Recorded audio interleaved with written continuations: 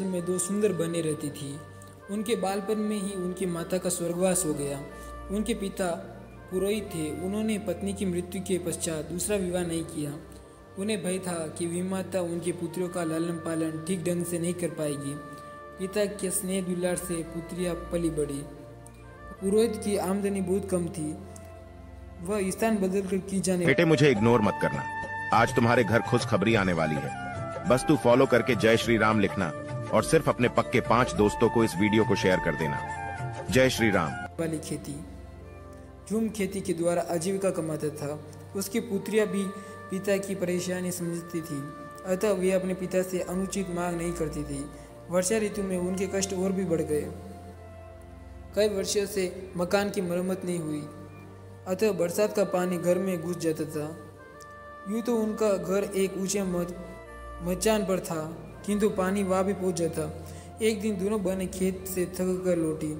पूरे घर में पानी भरा हुआ देखा। छोटी बहन के मुंह से आहा निकला। वह तड़प कर बोली, दीदी अब हम क्या करें? ठहरो देखती हूँ, शायद कुछ भात का बना त्रिपुरी भोजन पड़ा होगा, अभी उसे खाकर ही भूख मिटाते हैं, कहकर बड़ी बहन ने सांत्वना दी। बड़ी बहन ने थैला टटोला, किंतु खाने को कुछ नहीं मिला। सब कुछ बरसात के पानी में भीगकर खराब हो चुका था।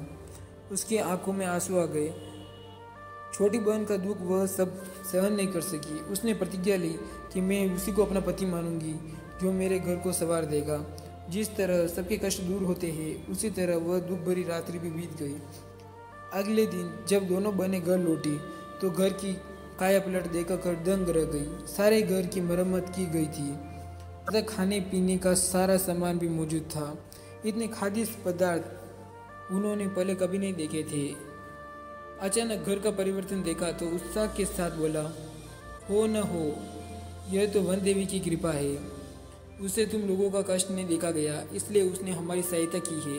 पिता तो भरपेट खाकर सो गए, किंतु बड़ी बहन उनके अनुमान से संतुष्ट न थी। वह चांदनी रात में बाहर आकर खड़ी हो गई। तभी उसकी नज़र एक विशालकाय अजगर पर पड़ी। वह अजगर उनके घर से निकलकर जा रहा था। बड़ी बहन ने उसी क्षण निर्णय ले लिया कि वह अजगर को ही अपना पति मानेगी। उसे पूरा विश्वास था कि उसके घर की दशा संवारने में अजगर का ही हाथ है। छोटी बहन के लाख समझाने पर भी वह अकेले खाना खाने नहीं बैठी। तब हार कर छोटी बहन ने अपने जीजा को पुकारा, जीजा जी खाना खाने आइए। यह आवाज़ सुनते ही अजगर घर में आ पहुंचा। दोनों बहनें उसके विशाल स्वरूप से घबरा गई, किंतु वह शांति से भोजन करके लौट गया।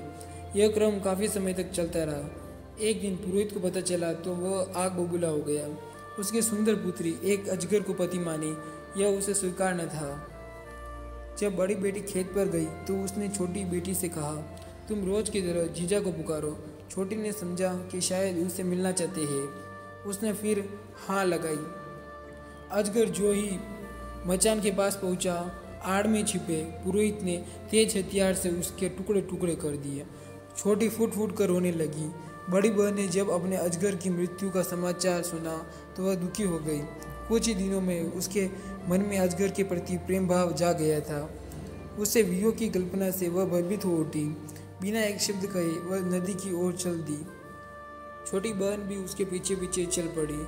बड़ी ने आंखें बंद की और रोती रोती नदी के पानी में उतरती चली गई।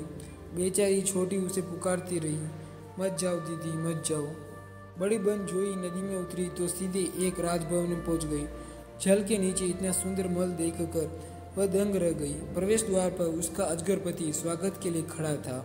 उसके बाद वही सुखीपूर्वक रहने लगी।